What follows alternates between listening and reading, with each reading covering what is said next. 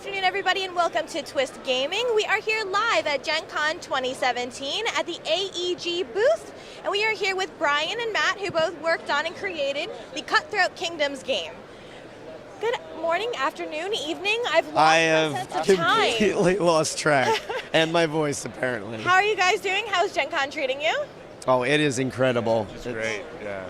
Yeah, it's surreal to see something I created in the wild. Come to life. Oh my God, yeah. Now you guys have had the demo booth pretty full.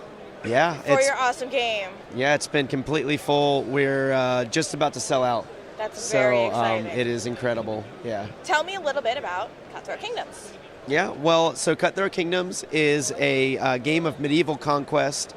I remember watching a show of Game of Thrones once, and the very first episode, and I was like, I need to make this experience real. Okay. And this has to be a thing. Yeah. And so I really wanted to capture that cinematic experience. So you're playing as these lords and ladies of the great houses. You're fighting for control of the kingdom. There's a wedding. You can marry off your children to another player and play the game as a team. You can betray them. It's just incredible. I heard there's kidnapping of heirs. There's not only kidnapping of heirs, but you can there's one card in the deck called the Royal Pillow. Okay. And you can actually, if you're in a marriage alliance, you can play it and smother your partner's children to betray them. This is very Game of Thrones. Oh yeah. It's very much so in that vein. Oh yeah, yeah. And I really wanted to capture that. The ability to be diplomatic at sometimes, to kind of show your muscle at other times, and then to be an outright, complete, dark backstabber in other ways. So that's very exciting. Yeah. Now this is also a really beautiful game. Can you talk to me a little bit about the art? And I know, Matt, you did the graphic design on the game. Yes. Yeah, it was a lot of fun to do. The medieval theme and time is one of my favorites to work in, and this game was just begging for a lot of that really rich graphic treatments from, like, for instance, a lot of the cards use a framework that is an original framework from hundreds of years ago, from illuminated manuscripts from the monks, and the great thing is they're in the public domain, and we're able to use those, and it really brought this richness to an authenticity to the game, even though the game is fictional. Right. But it really kind of set you in that. I felt it really set you in the time. Yeah. It got you in the mindset and did it. And then the character art really elevated that as well, because it's just the illustration is beautiful.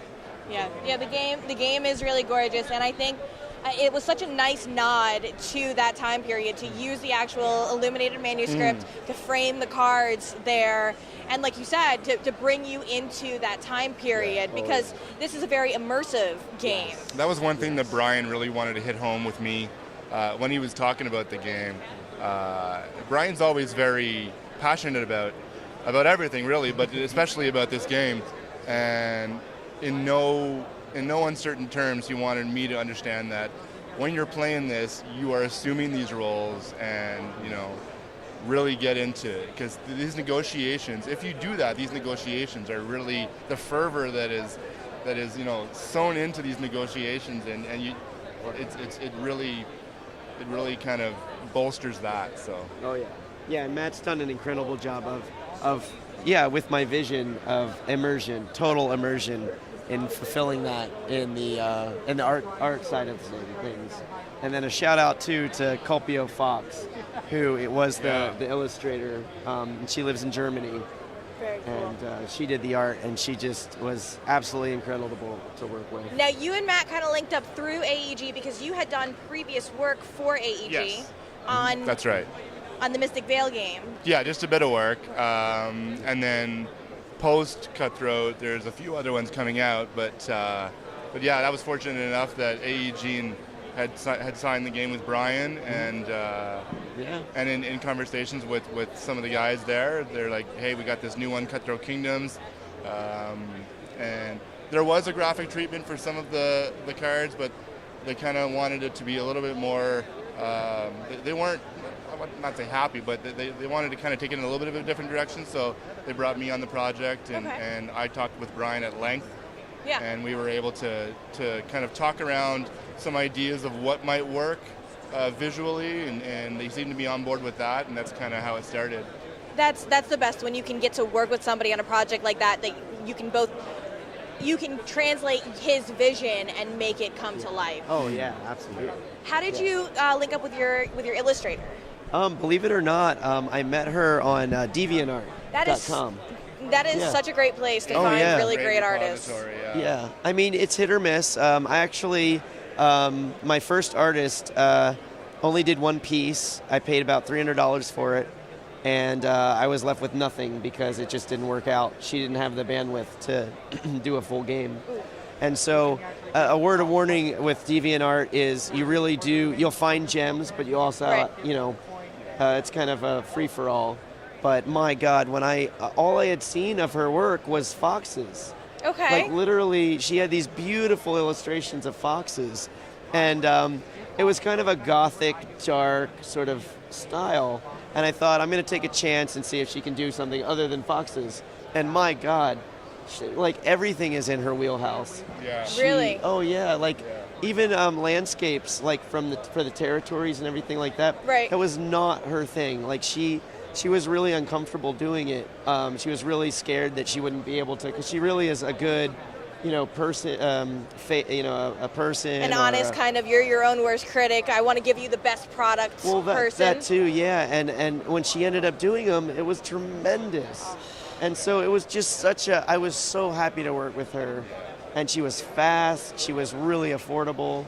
And I definitely hooked her up afterwards because she just really made the difference. Now, did she do the illustration work on the cover here? She did the cover work. So maybe we can pick this up and kind of show a little bit. Absolutely, yeah. Now, Matt did the layout, and Matt actually also did the logo. But she did this beautiful illustration here. I really wanted this to be what you are at game night, right? Yeah. Like your game night. This is literally what I wanted to have happen in your home. Fighting around a table, arguing. The lords are all meeting to discuss how they're going to cut up the kingdom and divide it. And actually, that's my dog. Oh, that's so cute. Yeah, that is Seamus Riley. And he doesn't have any teeth, so his tongue hangs way out. And I had to get him, because he would totally be there looking for scraps. Right underneath the table. Oh, yeah. Right off the bat, I want to compliment you for the diversity on this cover art. Oh, thank you. It's one of those little details that I appreciate, and I just want to thank you for making sure that was included in this game. Today's market. Oh, yeah. So many different. It's such an international thing now. With the spotlight that it has really kind of been on tabletop games for a while now. Right. The world audience and the world gaming community has really,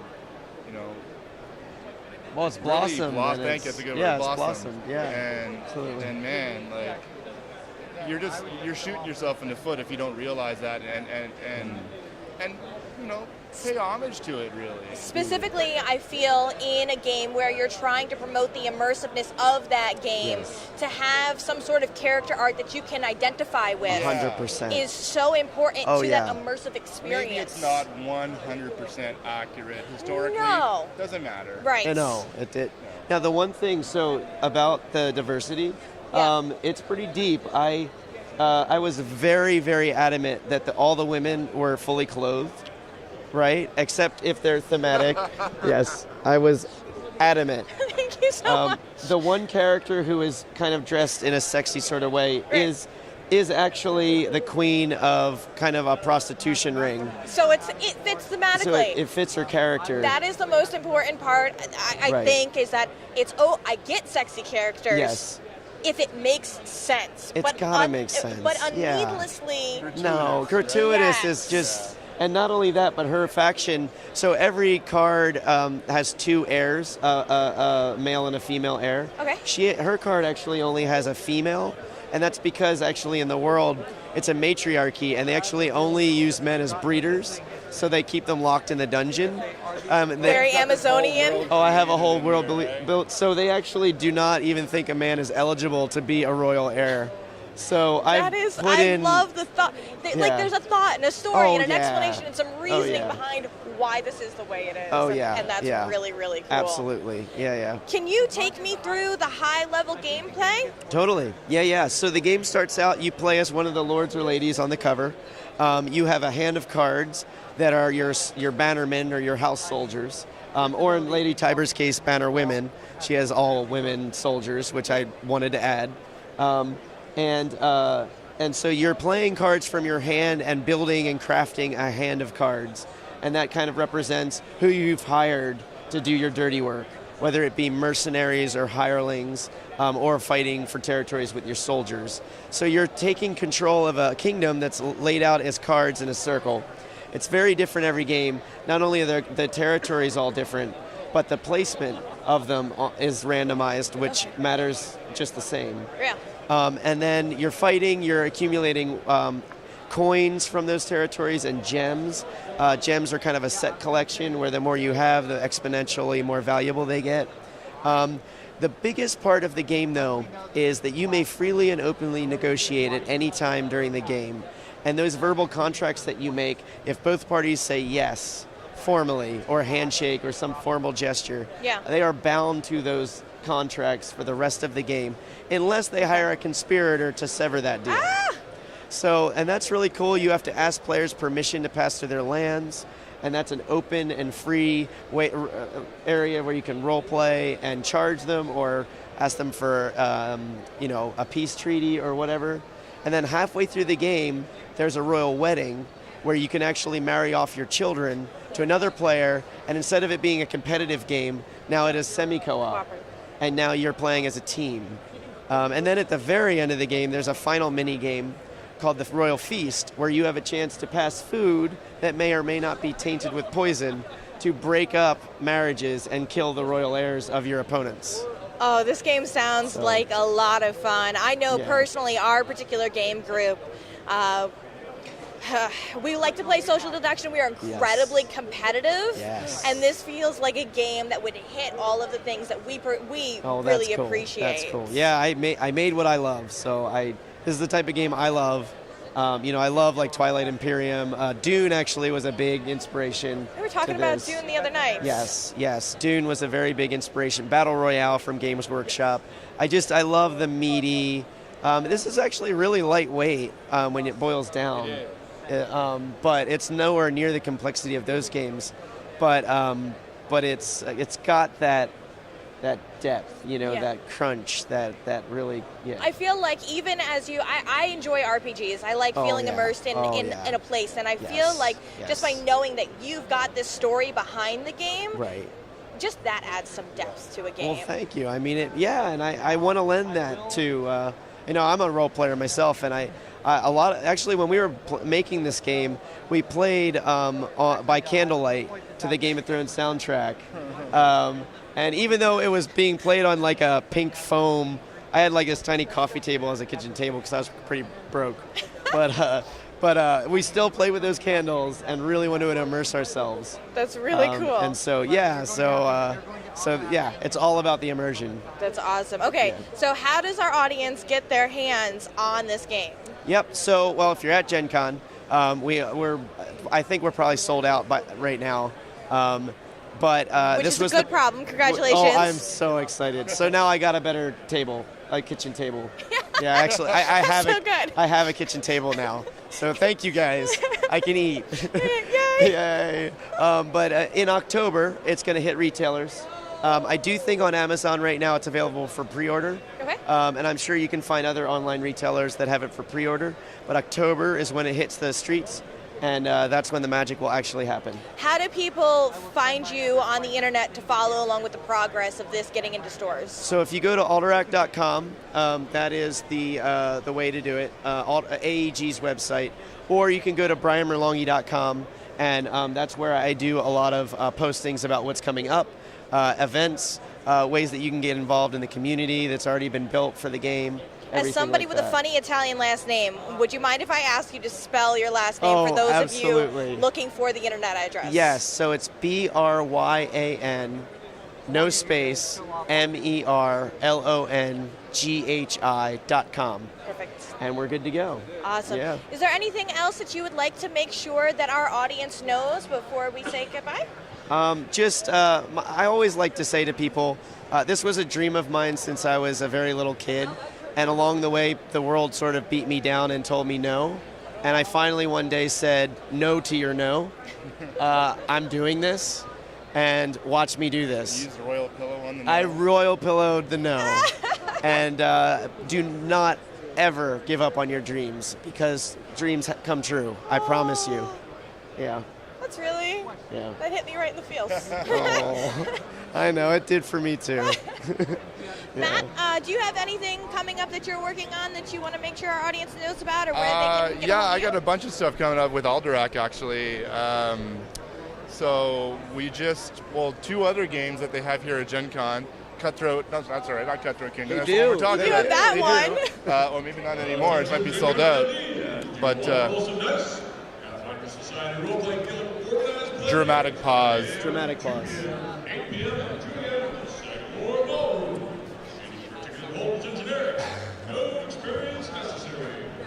But Custom Heroes, Yes. which is kind of like if you ever played President when you were younger with a deck of cards. It's a really neat twist on that with some transparent enhancements a la Mystic Veil kind of thing. So that was a lot of fun and very challenging to work on from a printing perspective and laying it out.